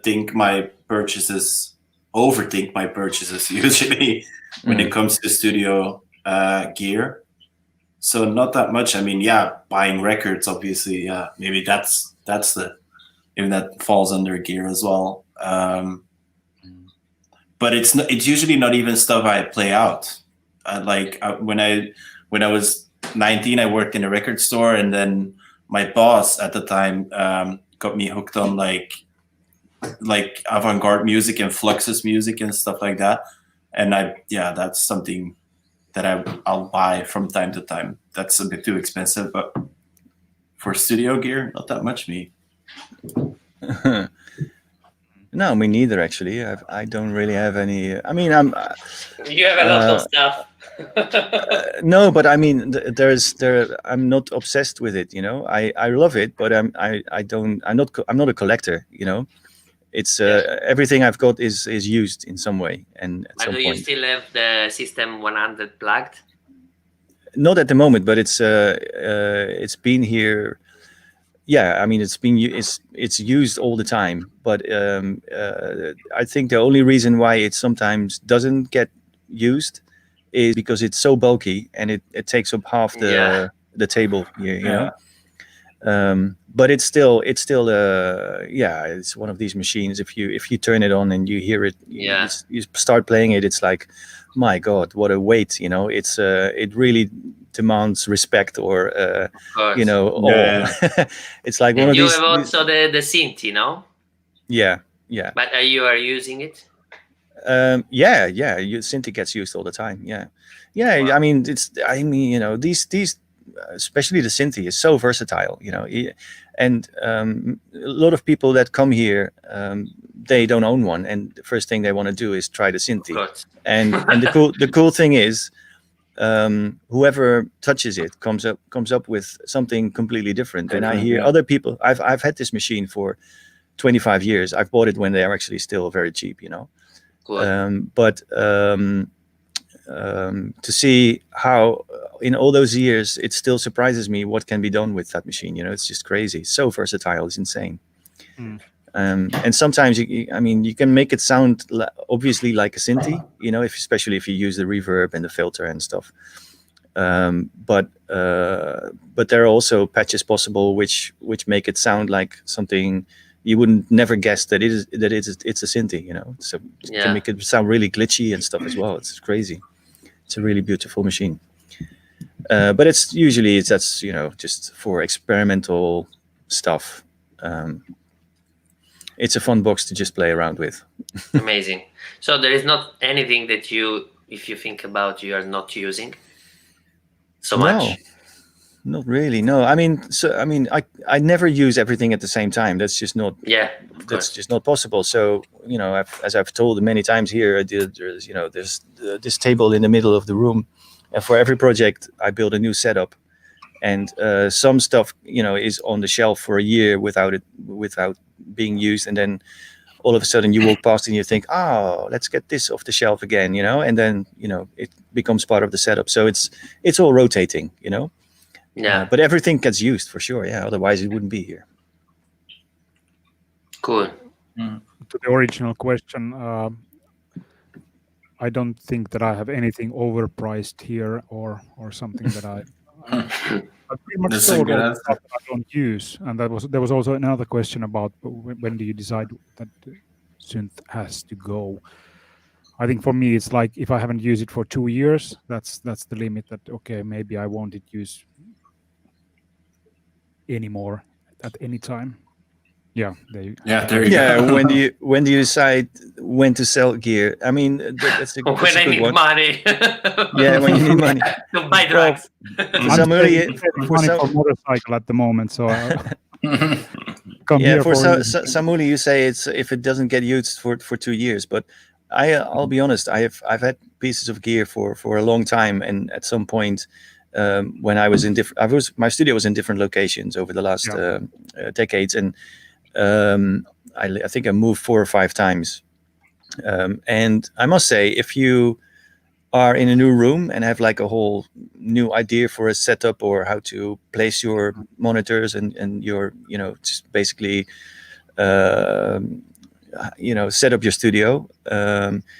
I've had a few times when I had a piece of gear which I dismissed for a long time before moving into a new room, and that came to a whole new life, that started a whole new career in my studio when I heard it in a different room and when I had the space to set it up in a different way, stuff like that. So it's I mean, even if it doesn't get used for 2 years and it's not too expensive to maintain, or if it doesn't need any maintenance, I'll just keep it around. Yeah. Okay. Yeah. But I think you must have much more stuff in your studio than what I have. I've always tried to keep everything quite compact. So that's the danger of moving. That's the danger of moving into a large space. Yeah. You can keep stuffing stuff here. You can keep expanding. So Anyway, so but it's not a collector's disease. It's basically all being used. And gear you regret selling? That's another question that I always like to throw in. Yeah. I sold the analog. I sold my analog 4 last year or something. That's something I regret, kind of. apart from that, I don't have any. Yeah. No, you, Andrea? Yeah, I mean, I was selling the Swayman, as I said, Oh, which one? the SK1. Oh yeah, yeah. But because I wanted to, buy a single module for it, because I find it amazing, but a certain point was a bit like limited somehow. I was trying to also integrate with other Eurorack to go out and inside stuff, but I was not able to really open it like I wanted. And now it's worth twice the amount of money that you sold it for, I guess. I spent it already. I will collect others to buy another system. Yeah, Sway. What's it called? Swayman. Swayman. Yeah. I never knew how it pronounced. Yeah, Swayman, I think. Swayman, yeah. Swayman. Is it Swedish company or? Yeah, No? they're I think so.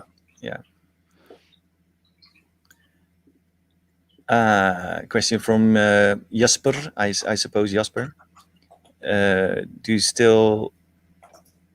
Why did you leave the Cubis Recording Studio? It was too small, and I moved out. I used to live there, and it was I grew out of it basically. So that's the only reason. I wanted to have a place close by and not too far from my house. So like in like a 5-minute radius. Yeah. Yeah. So it's always in Rotterdam. Yeah, I've never left Rotterdam. Yes, I've always been here. Yeah, the space was not efficient either. No, it was how do you call a pyramid with three sides? I don't know. Anyway, that was the shape of the room, which was terrible. But it was cool, for the time it worked, very well. And there's something to say for and against having your studio at home. Sometimes it can be, I don't know, it can be too much in your face and sort of it could be kind of. I mean, when I had my studio at home, it was like hard to leave the studio or. When to go there and when not to go there is a bit it's a bit blurry, and I like to go to the studio to do my job, to do music and to do studio stuff, and then when I'm at home I like to do stuff at home, stuff. I had this when I started hoarding gear. I first had like few pieces next to my turntables at home, and then all of a sudden we ended up in a situation where our living room was basically half filled with my synthesizer. Well, Samuli, maybe you should move that stuff to somewhere else. And it wasn't intentional, but it just happened. And, right. So are you at? My studio is like 100 meters from home, so. Okay. So you're not at home, but you're close. That's perfect. Yeah. Okay. Cool. Nice one. And you, Tim, and Andrea. Tim, are you? I just moved out of. I'm at home now. I just moved out of my studio. I lost my studio space, sadly enough, a couple of months ago. So I'm at home for the moment. But I mean, I'll have a new one pretty soon as well. Which is, I mean, I hope, which is on Dimpelhof, which is not that far from my house as well. So it's at the old airport. It's like a 5-minute bike ride or something. So, but yeah, I definitely agree with you on like if your studio is at your house, that it's difficult to switch off the studio stuff and then just do house stuff basically, because it's always there. Yeah. And you're always like, What I usually do is turn all the synths off though. So like, I don't keep them on because if I see lights blinking, it's like a Pavlov effect basically. I'm like, hey, come. Yeah, that makes sense. Yeah. let's get into one more last subject. This might be interesting. From Leo Colonia, is anybody using reel-to-reel machines in the studio? Starting with Andrea, maybe. Do you use know tape? what is a reel-to-reel. No, tape. Yeah. No, I mean, because I think that it makes like kind of sounding things in the way that I'm not looking forward to make it sound in that way. Like, I mean, I know it applies like compressor, EQing, and sometimes also some kind of little, flutter. Yeah, I don't like. I never had one, but maybe I could use it as an effect, as a tape delay, but not to pass the stereo on it. I mean, it's a kind of approach when people want to make stuff to sound in that way that is, I think, is more related to lo-fi approach than the hi-fi. Yeah. So no, I've never been into it. Okay, well, I do have tape machines, and I've used it as a mastering recording thing a few times, but just because that the material was kind of asking for it, to be taped. Sort of the compact sort of lo-fi sound was very useful for that type of music. But usually it's if I do use it, it's part of the Like sound a design channel strip. Yeah, like you pass a single sound into it. Yeah, some single sound or to it.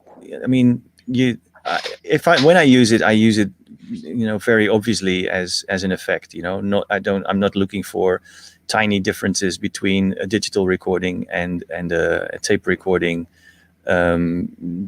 just because I want to feel that I'm doing something tapey. You know what I mean? It needs, so if I use it, I use it as a creative tool. So like maybe slow things down 4 times or play it backwards, or to record it too hot or something, or intentionally fluttering the tape, or this use a particularly bad old tape that doesn't record everything but just parts of it. Just stuff like that can be nice as a sound design thing. But I actually owned a 16 track at some point, but I had some ideas for it. I was really enthusiastic, but I never ended up adding it to my workflow. So I abandoned that idea again and sold it, and I don't regret it. but tape is interesting, man. It's as an effect and as a medium, it's but even like with tape, you can go on for ages. Like this tape, this head, this stuff, this other. Yeah, stuff. I'm not too fussy about it though. I know what I'm looking for when I do use it, and it's just a really nice way to make things contrast with more pure digital sounds. It can provide a different type of texture in your sound space. Basically, that's the reason why I think it's useful at this point in my sound design progression. Yeah. For me, using reel-to-reel tapes, since I'm using pretty much only analog devices, there's already a lot of extra hisses and hums involved. So I don't think it makes any better in that sense. But or with tape saturation thing, I'm that's not really my thing as a sound. But this kind of music concrete idea about this is something that I would someday want to explore, maybe when I'm 60 or 70. But Samuli, do you use some kind of filters to clean the DC, the electricity or stuff? Sometimes, for some instruments they need, or some modules need that because they sound pretty crappy. But just like want to leave some have that as their characteristic, so I don't want to leave it out. But sometimes when it doesn't fit the whole idea of the track that's being composed, then. So what are you saying? You use stuff to treat to treat modules which have too strong transients or have too many peaks or something? Is that what you're saying? No, I mean like stuff that, for example, if I run things through some the Lyra 8 FX delay thing, it sounds. It's not just a delay. It has a lot of character and saturation. So if you are fine with that, then it's cool. But if you want to start filtering, then it gets really complicated. No, I'm asking this because this something that I'm always struggling with is to clean the sound from the the electrical line of the room, of the house, of when I plug the speakers or when I plug the mixer and the machine. Sometimes there's a lot of dirtiness that I always have struggled to clean. So what do you use? If you use something, filters like no, not true. I don't think I don't have that much of a problem with the grounds here. Okay, ground. Yeah. But no, me neither. And if it's there, I'll just leave it in. Layer something on top, and you're good to go, basically. Well, you can with a very narrow EQ, you can usually find the band. If it's really distracting you and really bugging you, you can look for it and get rid of it just by filtering a very narrow band, I guess. But might as well just, if it's not completely ruining the recording. I don't know. I mean, there's stuff that even if there is a ground thing going on somewhere in my studio, I usually have something else that is louder anyway. So it's always, it's going to be masked, at some point. Then when you find the so I'm not the only one. Just put a side chain, you're fine. Yeah, and I don't think any amazing track has ever been dismissed. Okay, this is amazing, but oh damn, that hum. Yep. Also, this that if things sound too clean, now we come back to the early discussions that I mean, if things sound too clean, then they become inhuman in a way. Yeah. There's mistakes. Sterile and boring. There's surface noise in our lives, so I think that what makes things more interesting, I would say. Yeah, I mean, if you walk around on the street, like you always hear something. So, and when it's like there's literally no sound, I mean, I think I did the experiment with this room that they completely treated that was so dead that you could basically hear the slightest anechoic room. Yeah, and people go insane basically if you put them in there for like longer than half an hour. So you need a bit of like grit to music to make it pleasant to the ear. Anyway, absolutely. Cool. Okay, guys, we're almost 11. Let's do the promo plug round. Who wants to start? Samuli, you look really happy when I said that. So, tell us, what are you up to? What can we expect from you? What do you have to plug? On Friday, the Bandcamp day, I have a release coming out on my own Power of Voltages label.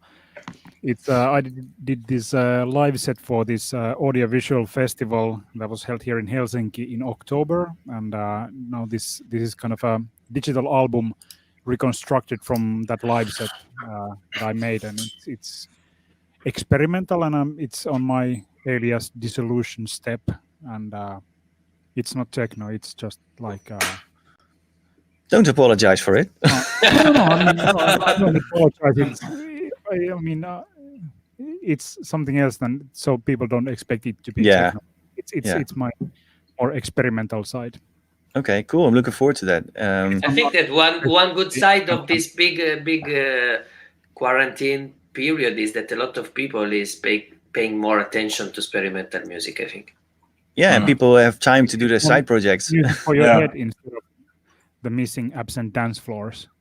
Actually, I have to say this, that like getting these promos that are like these floor killers. Which fucking floor? True. Yeah.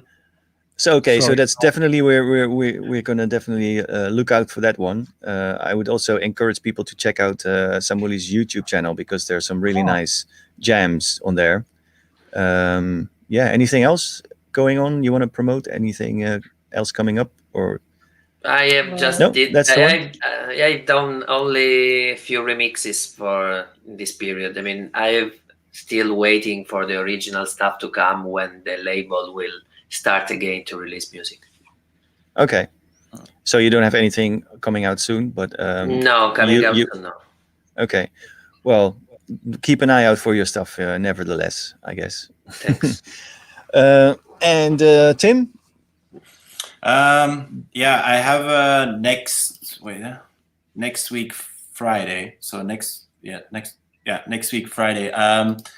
There's a journalist, Ian Urbina, and he wrote. He spent 5 years on the oceans, on all the oceans all over the world, and he did like research journalism about all the things that happened there. So be it human trafficking, illegal fishery, all those things basically, and he wrote a book about it. And now he asked a bunch of artists to actually make a soundtrack with all of the audio he recorded during his travels. So he sent me a massive sample bank of all the interviews, audio of like random field recordings. Cool. And then he asked you to read the book and write a soundtrack for the book. So that's what I did a couple of months ago, and that's coming out next week, Friday. Nice. Cool. Is that the same project that Steve Rachmat was asked to do something for? Yeah, yeah, I've heard about it. Yeah, it's interesting. Yeah, that's the one. Yeah, cool. Yeah. It's so really that's finally coming out then? Yeah, that's coming out next week. So okay, nice. We'll look out for that one. That's cool. Okay, guys. Yeah, I think I'll just have another go at plugging our Stoor hoodies. Look at these. They're embroidered logo Stoor hoodies, and we've got them in only in black, but one is with the white logo, small white logo, and the luxurious one has a massive black embroidered logo. So it's like a shiny jet black on matte black. It looks really cool. We are doing them by pre-order only, and the pre-order is open until the 10th, I believe, 10th of December. Sander, help me out. Yeah, it's the 10th, I think. The 12th. Yeah. So, but anyway, you've got to be quick because they're limited for this pre-order time only. And I would like to suggest you have a look at our Patreon page. That's a place where you can get goodies like sound banks, and you can get into the masterclasses that we're doing at the moment, and or you can just support us because you like the project. And then there's the Discord server. That's our offline or offline community. It's when we're doing the Knob Twiddlers like these. Usually we continue to chat in the Discord server. It's sort of people who don't know what Discord is. It's like an online forum. It's like a massive WhatsApp group with, and ours is, hundreds and almost 1,000 nerds like us, talking about gear and posting their music and discussing all the stuff that has to do with studio life and making music. So have a look there if you want to continue the chat. And I think that's about it. Cool. Yeah, those cool guys. Thanks a lot for hanging out. Yeah, thanks. Great to see you all. Thank you. Thank you all. Yeah. Cool. See you guys. Good luck. Ciao, ciao. Bye-bye. Ciao. Ciao.